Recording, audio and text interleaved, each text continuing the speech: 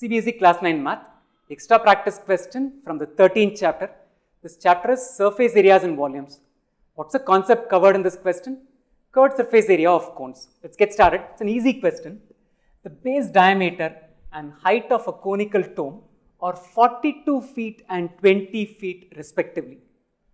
If the curved surface is decorated using 4-inch by 3-inch mirror tiles, how many were used to decorate the curved surface is what the question is. Take pi to be equal to 22 by 7. Before we start analyzing what this question is, I want you to note 2 points in the question.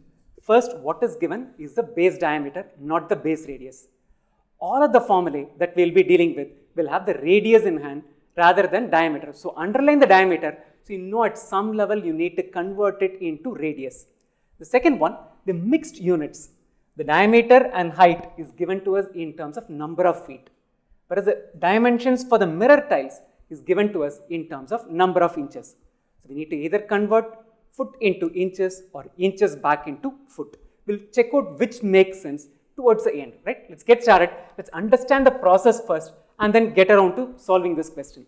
We need to compute the number of tiles, right? That's what this question is. Compute the number of tiles used. Where are these tiles pasted? These tiles are pasted on the curved surface of the cone. So, the area covered is nothing but the curved surface area of the cone, of the conical dome. So, the curved surface area is the total area that has all of these tiles. Divide that by the area of one tile. For example, if you are covering 100 square feet area, and area of one tile is equal to 1 square foot, how many tiles will we use? 100 divided by 1, that's going to be equal to 100 tiles. So, number of tiles used is equal to curved surface area divided by area of one tile. So, we compute part 1, compute part 2, then we have the answer. So, let's start by computing the curved surface area of this cone. Curved surface area of the cone, the formula is equal to pi r L. Let's understand what r is, what L is. Here's a right circular cone. It's called a right circular cone basically because this angle is equal to 90 degrees. This is the base radius extended fully. 2r will give us the diameter. The measurement given to us is actually 2r. But because the formula has r, I am just leaving it with r. This is the height which is mentioned, which is equal to 20 feet. The L that we are talking about is this, which is nothing but the slant height.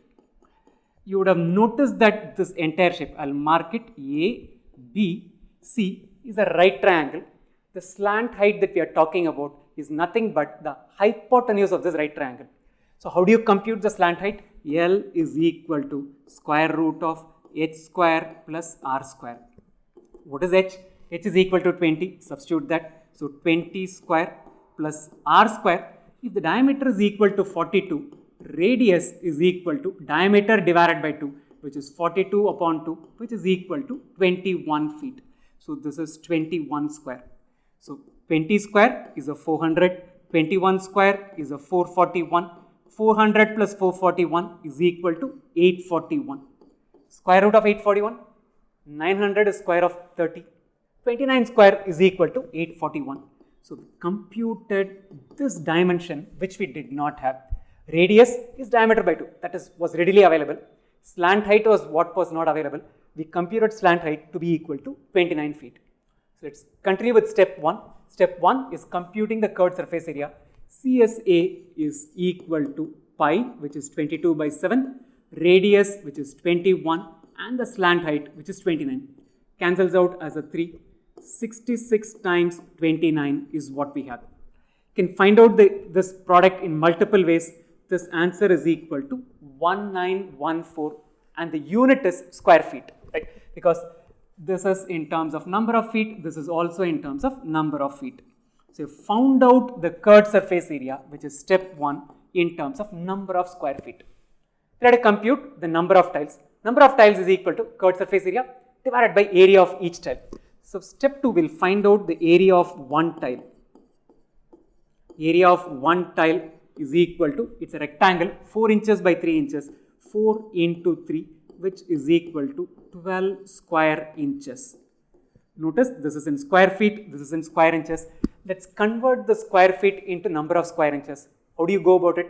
Square means we are talking about 2 dimensions. For each dimension, you'll have to convert the foot into inches. 1 foot equals 12 inches. So we're going to multiply this 1914 twice by 12 to get the square feet into number of square inches. So now we have the curved surface area in terms of square inches. We have the area of each tile in terms of number of inches, which is 12 inches, number of square inches. So number of tiles is equal to curved surface area divided by area of each tile. 12 gets cancelled with 12. 1914 times 12 is the answer. One way to do this calculation is break it down as 1900 plus 14 times 12. 19 12s are 228. So 1900 into 12 is equal to 22,800. This plus 14 into 12 is a 168. So number of tiles used is equal to 22968. Let's quickly summarize this entire area, what we have done in a printed form. We wanted to find out the number of tiles, which is the total area that these tiles cover, divided by area of each tile. So total area is nothing but the curved surface area of this conical dome.